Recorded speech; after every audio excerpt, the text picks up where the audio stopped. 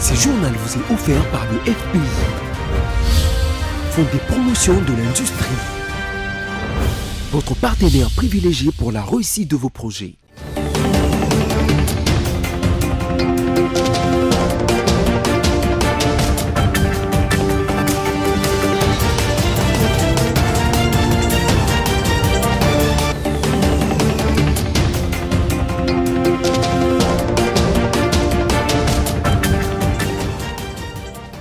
Bonsoir messieurs, dames et bienvenue à cette grande édition du journal consacrée à la page rétrospective de la semaine dont voici les sommaires.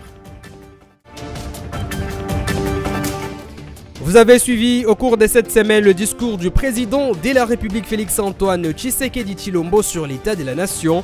C'était devant les deux chambres du Parlement réunies en congrès au Palais du Peuple. Le chef de l'État avait brossé plusieurs questions, notamment la sécurité et les sociales. Lutte contre le banditisme urbain, communément appelé Kuluna, le vice-premier ministre, ministre de l'Intérieur, Jacquemain Chabani Louko, a lancé l'opération dénommée Ndobo dans l'objectif de traquer et neutraliser les Kuluna grâce à une mobilisation renforcée de la police nationale congolaise, déférer ce bandit urbain devant la justice afin qu'il soit jugé et condamné en flagrance au cours des audiences foraines. Et enfin, les calendriers scolaires 2024-2025 a connu quelques changements. L'inspection générale de l'éducation nationale et nouvelle citoyenne a annoncé que les épreuves des hors-sessions prévues du lundi 5 au 19 mai 2025 ont été repoussées en date du lundi 2 au 14 juin 2025.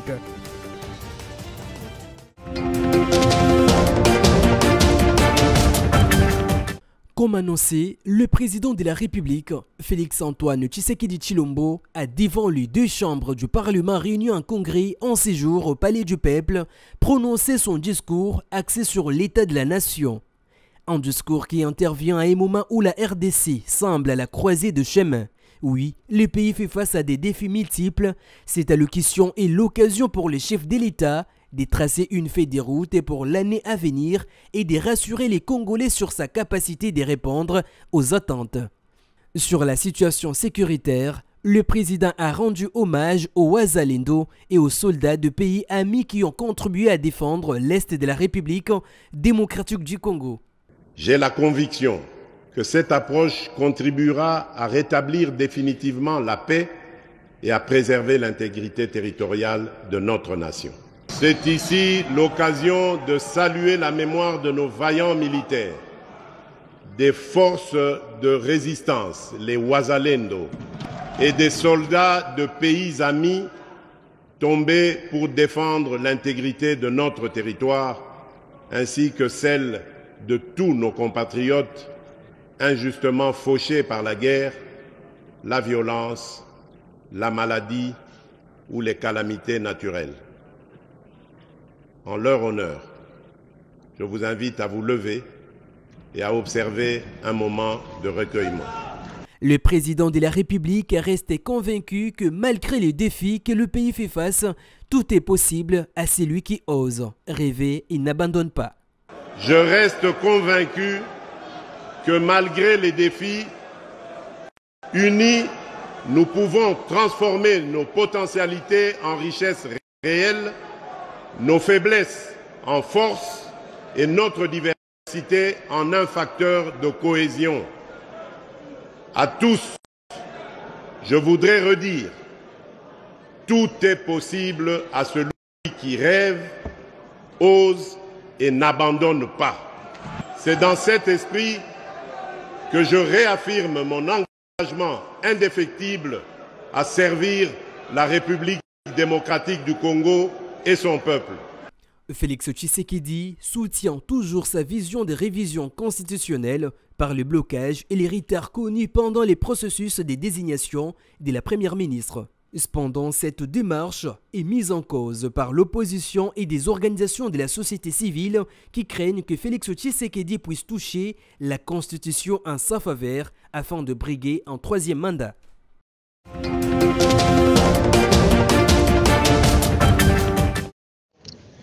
Les discours du chef de l'État à la nation elle n'est pas loin de ce que nous avons déjà entendu dans ces différentes communications. C'est le même message, mais cette fois-ci c'est amplifié par un ton électoral, un ton de la campagne sur le changement ou révision de la Constitution qui désormais est sa priorité. Donc c'est tout ce qu'on a déjà entendu. On se souviendra de notre discours qu'il a fait dans ce même Parlement, dans son premier mandat, où le président de la République promettait l'achat de 7 avions au Brésil. Mais le chef de l'État devait nous dire où est-ce que nous en sommes avec l'achat de ces 7 avions. Le voilà maintenant promettre encore les 8 bateaux de pêche. Discours, promesses, nous n'avons déjà entendu et nous pensons que le chef de l'État n'a pas assez évolué. Donc, lorsque vous allez voir les chantiers inachevés à travers le pays, vous vous rendrez compte qu'il n'y a pas de mécanisme de suivi ni d'évaluation de tout ce qu'il dit sur la place publique et qui doit se réaliser. Donc, nous pensons que le recadrage s'impose à lui-même et à son entourage avec qui il travaille ou fait confiance. Donc, il n'y a pas grand-chose que nous pouvons attendre. Notre réaction, comme vous pouvez en douter, est une sorte de déception. On n'a pas entendu sur la chute Katende. On n'a rien entendu. Donc, pourtant, c'était une unité qui était en priorité, c'est devenu second plan. Sur la route Kalambambouji dans le Kassai central et à travers le pays, ce sont des discours promesses que nous avons déjà entendus, qui ne restent rien. Nous n'avons pas vu une détermination farouche pour voir comment récupérer l'intégrité du territoire national sous contrôle des Rwandais. Voilà autant d'éléments qui nous laissent sur notre soif.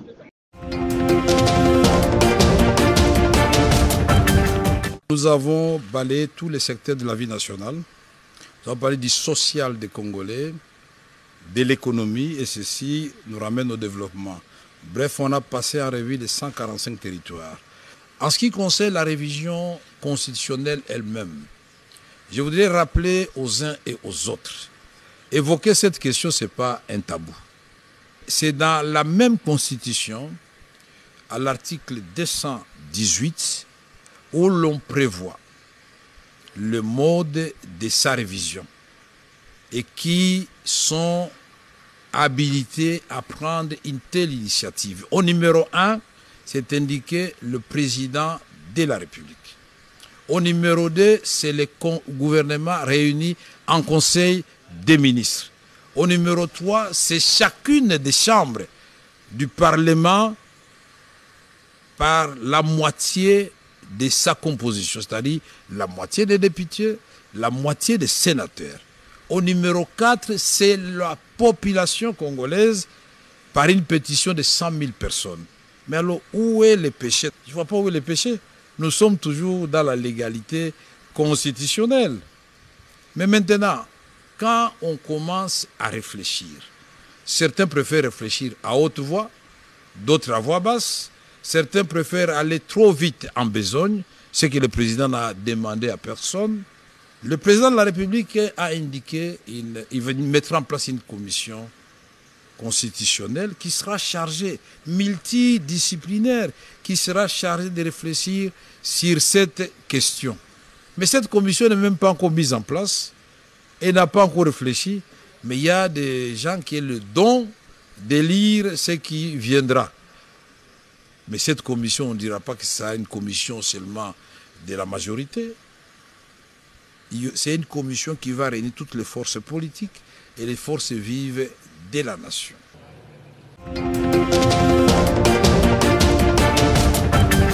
Ces salons ouverts par les speakers de la Chambre basse du Parlement, Vital Kamerhe, qui est consacré à la transparence parlementaire à l'Assemblée nationale, a été focalisé sur la présentation des résultats de l'étude mettant en lumière les multiples défis auxquels la Chambre basse du Parlement a été confrontée lors de la précédente législature. Les salons Tala Tala est organisé conjointement par le GIEC, l'Institut congolaise de recherche sur la politique, la gouvernance et la violence, et Bouteli. Au cours de ces salons, le rapport de cette étude a été remis au numéro 1 de l'Assemblée nationale Vital Kamerhe. Ces salons a pour objectif majeur de dialoguer avec les députés, les experts et les citoyens sur le moyen concret de renforcer la transparence et la recevabilité parlementaire ainsi que de discuter des changements espérés au cours de cette nouvelle législature. Dans sa prise de parole, le speaker de la Chambre basse du Parlement, Vital Kamerhe, a brossé les réalisations du nouveau bureau et de la Chambre basse du Parlement au cours de cette législature qui clôturera cette semaine sa deuxième session annuelle.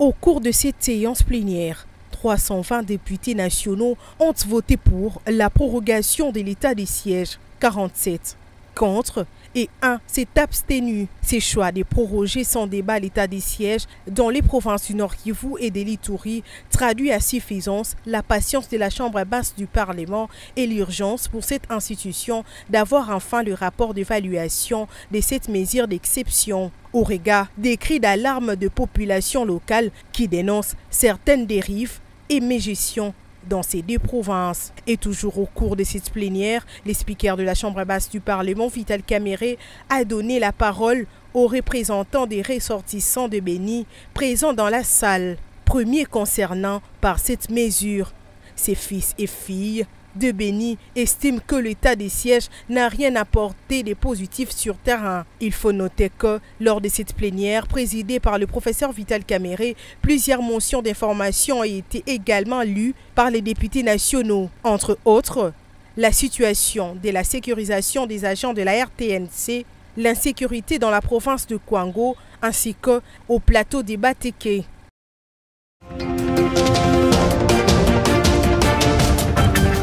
L'organisation non gouvernementale Amnesty International a dénoncé, dans un rapport publié le mercredi 11 décembre dernier, des possibles crimes contre l'humanité perpétrés par des hauts responsables des forces armées de la République démocratique du Congo lors du massacre d'au moins 58 personnes à Goma le 30 août 2023. Dans ces documents, l'Amnesty International conclut qu'il ne s'agissait pas d'une bévue et appelle la justice à ouvrir une enquête sur la responsabilité des hauts responsables de l'armée, dont l'ancien gouverneur Constant Ndima. Un rapport commenté par le porte-parole du gouvernement Patrick Mouyaya qui a indiqué que les responsabilités ont été établies, des condamnations ont été faites. La démarche derrière Amnesty International, je présume, n'est pas différente de la nôtre parce que nous voulons que justice soit dite. Et cette justice a commencé déjà à être dite en attendant que le procès soit totalement... Et donc si Amnesty estime qu'ils ont des éléments nouveaux permettant d'établir la culpabilité des uns des autres parce que la justice congolaise, lorsqu'elle a agi sur le sujet, elle n'agissait pas au visage des uns et des autres. Elle agissait en fonction des faits qui étaient établis. Et je pense que cette précision doit être de mise parce que parfois il ne faudrait pas donner l'impression que nous-mêmes, on ne sait pas rendre justice lorsqu'il y a des problèmes. Et lorsque nous, on a rendu justice, on doit venir nous dire que la justice n'a pas été bien rendue parce que pour certains, pour eux, il fallait absolument que tel ou tel autre puisse être arrêté. Dans ces rapports, on reproche également à la MONUSCO d'avoir joué un rôle dans les événements ayant conduit au massacre au mois d'août à Goma contre le manifestant Wazalendo. Pour sa part, la MONUSCO rejette ces accusations, affirmant avoir travaillé conformément à son mandat de protection des civils.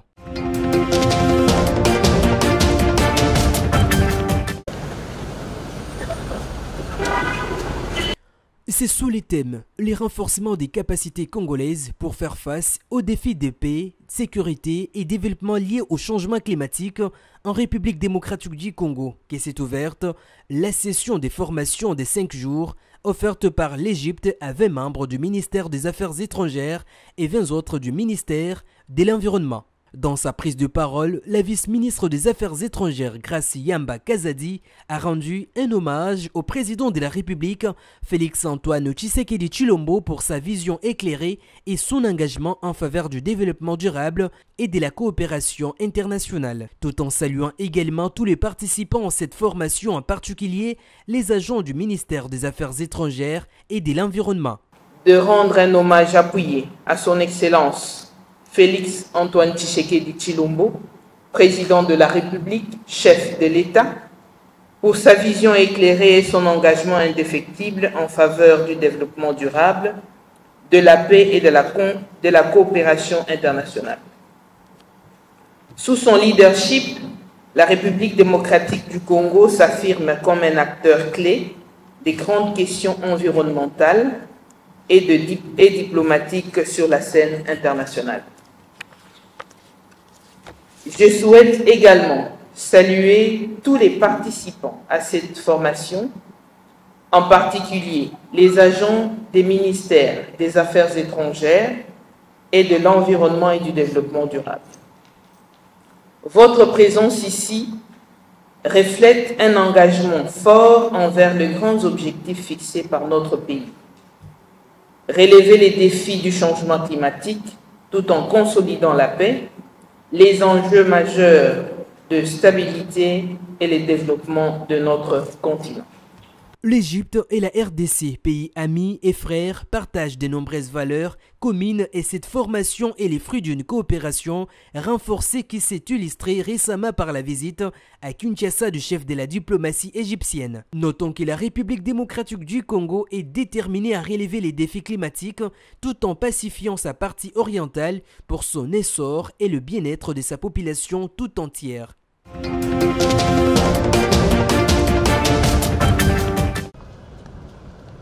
Du 9 au 14 décembre, les entreprises du portefeuille ont toutes délocalisé leurs bureaux pour le centre financier.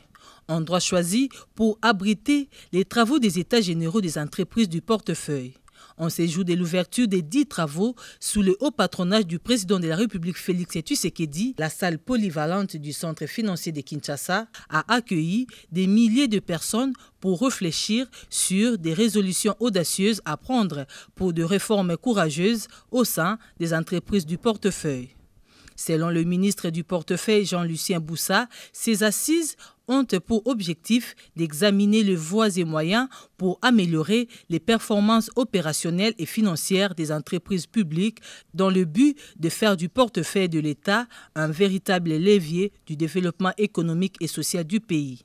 L'occasion m'est ainsi donnée d'adresser mes sincères remerciements ainsi que mes chaleureuses félicitations au président de la République, chef de l'État, pour sa clairvoyance, l'intérêt et l'importance qu'il accorde aux entreprises du portefeuille de l'État au regard de ce qu'elles représentent en tant que catalyseurs de la prospérité.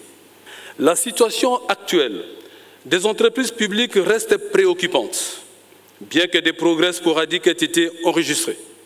Une analyse sectorielle approfondie révèle des défis majeurs dans les principaux secteurs stratégiques. Les directeurs généraux, quant à eux, exécutent difficilement les décisions du conseil d'administration et sont résistants au contrôle. Cela crée des conflits entre le conseil d'administration et la direction générale. Le chef de l'État, Félix Tshisekedi, présent à cette cérémonie, a indiqué que ces rassemblements n'est rien d'autre qu'une opportunité historique pour redéfinir le rôle de l'avenir des entreprises publiques dans la transformation économique et sociale de la RDC.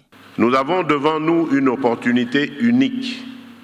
Transformer nos entreprises publiques en véritables piliers d'une République démocratique du Congo prospère, juste et inclusive. Cela exige de chacun d'entre nous un engagement ferme, des actions concrètes et une volonté inébranlable de faire de notre nation un modèle de prospérité en Afrique. Durant 4 jours de travaux en atelier, 6 sous-thèmes seront développés en panel partant du thème général « Faire du portefeuille de l'État un puissant levier de la croissance économique et du développement social de la RDC ».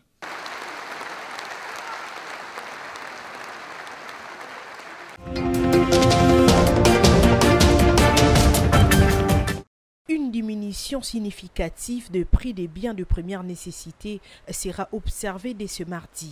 Cela est fait 3 mois après l'annonce faite par le gouvernement soumenois sur les mesures prises à ces sujets. Cette annonce a été faite au cours de la réunion que le gouvernement a eue avec le principal importateur sous la supervision de la première ministre Judith Suminwa-Tuluka. Parmi les produits concernés, on retrouve la farine de maïs, les riz, les laits en poudre, du sucre, la viande, les chinchards, les poulets, ainsi que le cuisse de poulet. Notons que ces baisses seront de 5 à 11%. À en croire le ministre de l'économie Moukoko Samba, cette mesure n'a pas été prise seulement pour le fête des fins de l'année. Le chef de l'État avait voulu, c'est des mesures courageuses du gouvernement pour agir sur ces prélèvements, certains justifiés, d'autres un peu moins, afin de redonner du pouvoir d'achat à la population. C'est ce que nous avons fait. C'est le premier palier, c'est un effort qu'il faut poursuivre pour qu'on ait des prix justes qui puissent satisfaire les consommateurs, mais qui puissent aussi satisfaire les opérateurs économiques. Donc là, nous pouvons formuler l'espoir que la baisse de ces prix entraînera plus de ventes. Les prix vont baisser à partir de demain. Je serai moi-même sur le terrain demain pour aller le constater. Et le ministère de l'économie va continuer ce travail pour s'assurer que la baisse au niveau des grossistes se répercute jusqu'au niveau des détails. Entre-temps, les contrôles s'y poursuivent sur les terrains. L'on peut dire que le gouvernement souminois a démontré son dévouement à bâtir une société plus équitable et résiliente pour tous.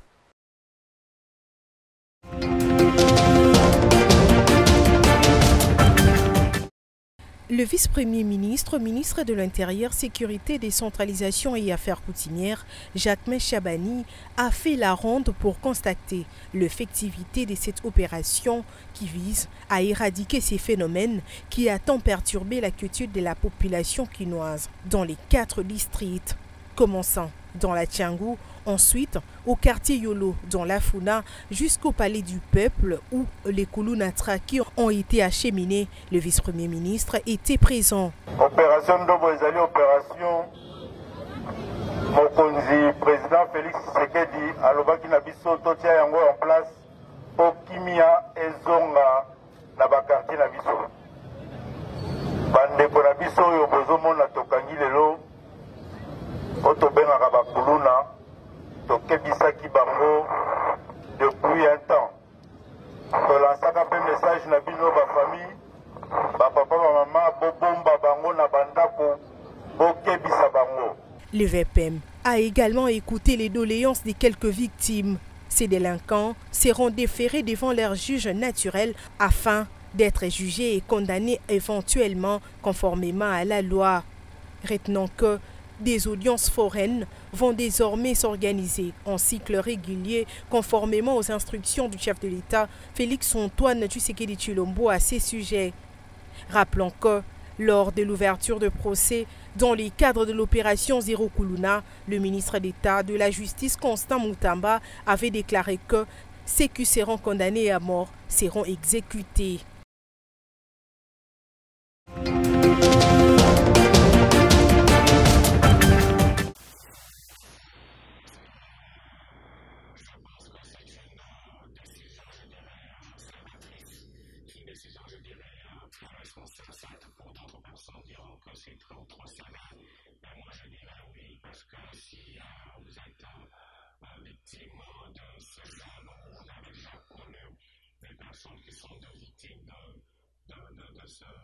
De ce genre-là, vous allez saluer effectivement cette décision parce que moi, en tant que professionnel de droit, je dirais c'est une façon d'orienter les autres par la raison parce que lorsqu'ils verront leur chef être exécuté et à mort, moi je crois que cela va influencer leur conscience à devenir très responsables et à abandonner cette pratique qui cause beaucoup de désolation parce que c'est beaucoup de cas d'avocats, c'est des personnes qui sont descendues, je dirais les infirmes, parce qu'il a été attaqué plutôt agressé par les combats, par les machettes, il a été blessé, il s'est pu utiliser la main gauche, cette fois-là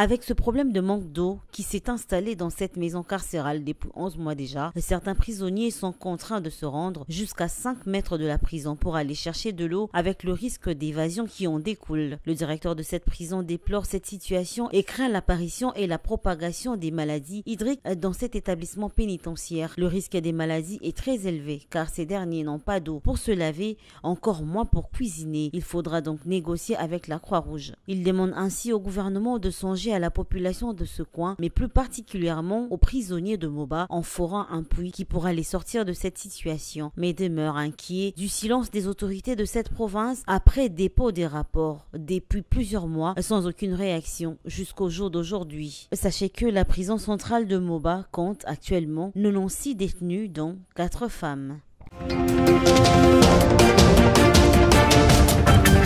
En raison de retard de cours dans les écoles publiques causés par des grèves des enseignants, l'inspection générale de l'éducation nationale et nouvelle citoyenneté, sous la supervision du ministère du tutelle, a annoncé dans un communiqué rendu public ce jeudi 12 décembre 2024 le réaménagement du calendrier scolaire pour l'année 2024-2025. Dans le cadre de cette organisation, il y a eu des changements dans les dates des épreuves de l'examen d'État pour que les élèves aient suffisamment le temps pour s'y préparer. Sur ces, les dates à retenir pour l'Exéta édition 2024-2025 sont hors session, lundi 2 juin 2025, la dissertation, mardi 3 juin 2025, épreuve traditionnelle. Du mercredi 4 au samedi 7 juin 2024, français oral. Du lundi 9 au samedi 14 juin 2025, pratique professionnelle. Session ordinaire le mardi 29 juillet 2024, sciences mercredi 30 juillet, option jeudi 31 juillet, langue. Cependant, la session ordinaire programmée du 23 au 26 juin 2025 est fixée du 28 au 31 juillet 2025.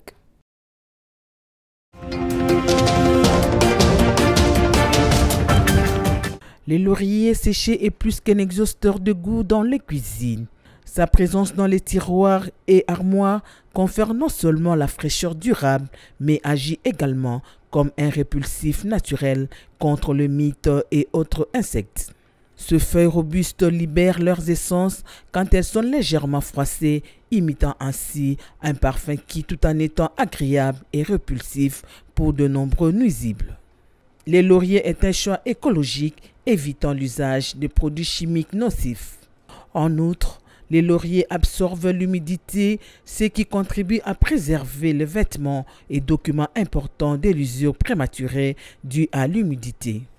Il prolonge aussi la durée de vie des objets précieux.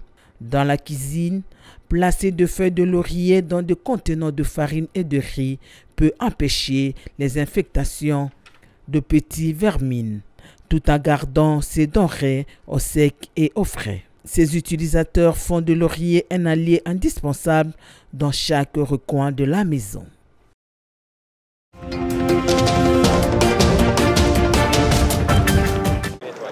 Pour Kylian Mbappé, c'est la fin d'un feuilleton de 2 mois. Mi-octobre, le capitaine de l'équipe de France se rend à Stockholm.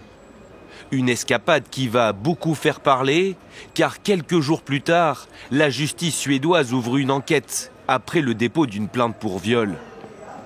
Des faits qui auraient été commis dans l'hôtel où le joueur résidait. Le nom du capitaine de l'équipe de France, qui se dit innocent, n'est alors jamais cité par les autorités suédoises, mais pour des médias locaux, il est à l'époque considéré comme raisonnablement suspect, le grade d'accusation le plus faible en Suède. Une enquête officiellement classée depuis ce jeudi. J'estime que les preuves ne sont pas suffisantes pour poursuivre l'enquête, qui est donc close. Dimanche dernier, Kylian Mbappé s'exprimait pour la première fois publiquement sur le sujet, clamant à nouveau son innocence. J'ai été surpris, je suis toujours surpris d'ailleurs. Ce sont des choses qui débarquent, que tu ne vois pas venir. Je n'ai rien reçu, pas de convocation. J'ai lu la même chose que tout le monde. Le gouvernement suédois n'a rien dit, je ne suis pas concerné.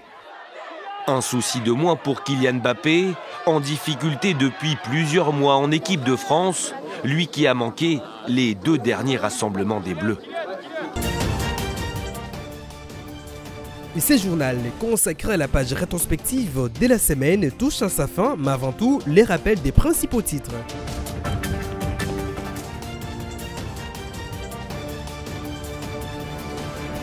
Vous l'avez suivi dans ce journal, le discours du président de la République Félix Tshisekedi sur l'état de la nation. C'était devant les 2 chambres du Parlement réunies en congrès au Palais du Peuple. Le chef de l'État avait brossé plusieurs questions, notamment la sécurité et le social. Et puis lutte contre le banditisme urbain communément appelé Kuluna, le vice-premier ministre de l'Intérieur Jacques Chabani a lancé l'opération dénommée Ndobo dans l'objectif de traquer et neutraliser les Kuluna grâce à une mobilisation renforcée de la police nationale congolaise. Et enfin, les calendriers scolaires 2024-2025 a connu quelques changements. L'inspection générale de l'éducation nationale et nouvelle citoyenne a annoncé que les épreuves des hors-session prévues du lundi au 5 mai 2025 ont été repoussées en date du lundi 2 au 14 juin 2025. Et ce journal consacré à la page rétrospective de la semaine est complètement terminé. Merci de votre fidélité. Bon week-end chez vous.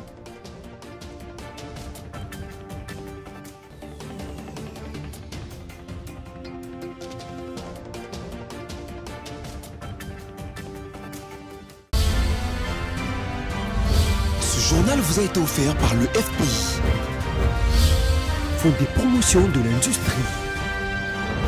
Votre partenaire privilégié pour la réussite de vos projets.